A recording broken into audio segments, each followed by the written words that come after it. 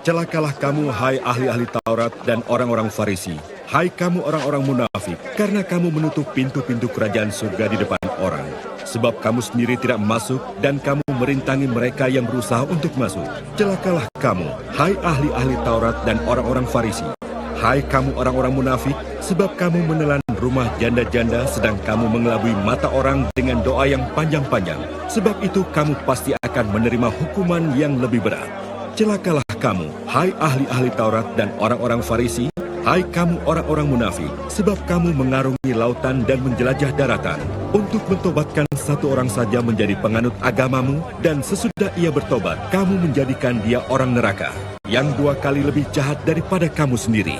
Celakalah kamu, hai pemimpin-pemimpin buta yang berkata, bersumpah demi bait suci, sumpah itu tidak sah, tetapi bersumpah demi emas bait suci, sumpah itu mengikat. Hai kamu orang-orang bodoh dan orang-orang buta, apakah yang lebih penting, emas atau bait suci yang menguduskan emas itu? Bersumpah demi mezbah, sumpah itu tidak sah, tetapi bersumpah demi persembahan yang ada di atasnya, sumpah itu mengikat. Hai kamu orang-orang buta, apakah yang lebih penting, persembahan atau mezbah yang menguduskan persembahan itu? Karena itu barang siapa bersumpah demi mezbah, ia bersumpah demi mezbah dan juga demi segala sesuatu yang terletak di atasnya. Dan barang siapa bersumpah demi bait suci, ia bersumpah demi bait suci dan juga demi dia yang diam di situ. Dan barang siapa bersumpah demi surga, ia bersumpah demi tahta Allah dan juga demi dia yang bersemayam di atasnya.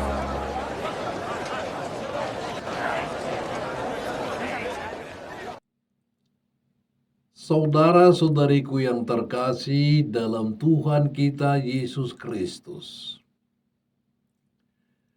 Dalam perikop yang kita dengarkan hari ini, Yesus menyerukan, celakalah, untuk mengungkapkan ketidaksetujuannya dengan sikap-sikap yang dibuat oleh kaum Farisi, imam-imam kepala, dan para ahli Taurat. Kecaman Yesus terhadap kemunafikan mereka ternyata lebih keras daripada kecamannya terhadap sikap dan tindakan mereka yang menolaknya, mencobainya, dan ingin membunuhnya.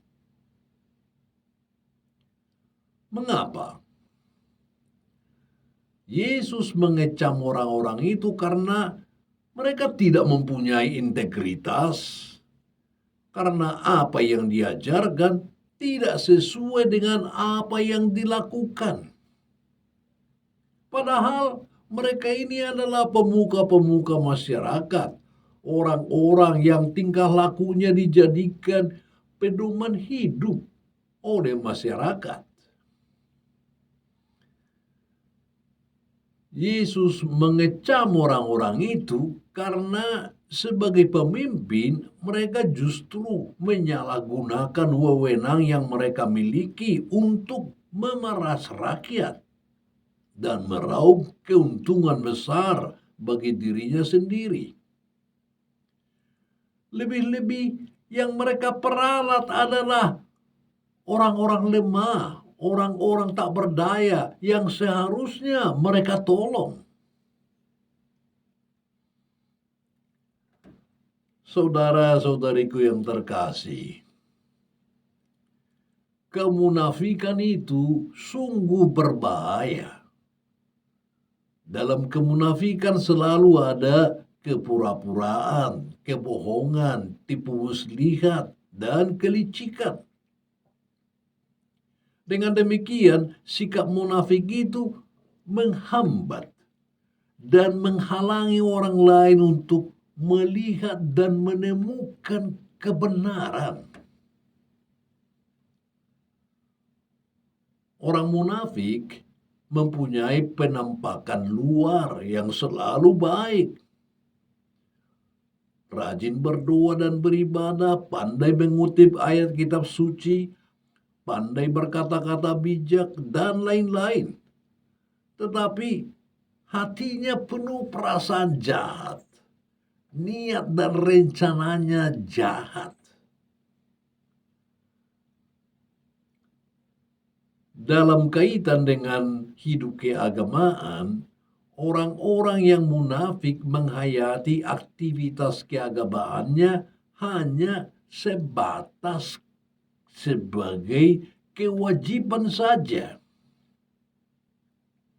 Apa yang dirayakannya hanya berhenti sebagai ritual, tidak menjadi daya rohani yang mentransformasi sikap dan tindakannya. Dua-dua mereka hanya sebatas di bibir saja dan paling pol sampai pada tataran kognitif. Tetapi tidak sampai di hati, apalagi dihayati dalam perilaku sehari-hari.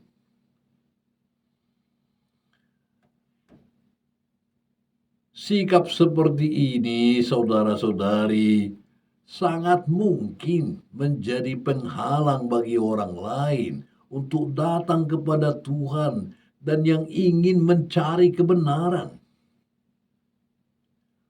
Sebab orang akan mudah tergoda untuk berpikir, buat apa saya berdoa? Buat apa saya ke gereja dan membaca kitab suci? Mereka yang rajin berdoa, rajin ke gereja dan pandai menguraikan kitab suci saja, hidupnya tidak baik, suka membicarakan dan menjelek-jelekkan orang lain, berlaku tidak adil, korupsi, dan lain-lain.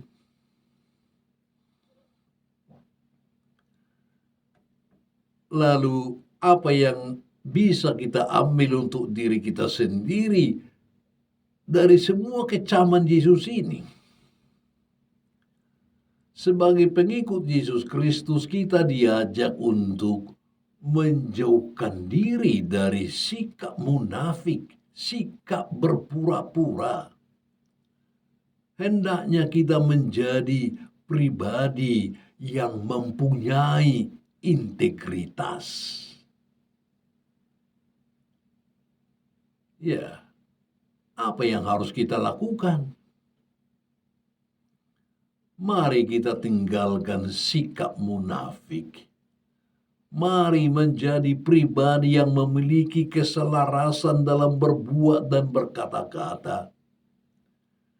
Dengan cara demikian, kita sudah ikut berjuang menghadirkan kerajaan Allah di dunia kita.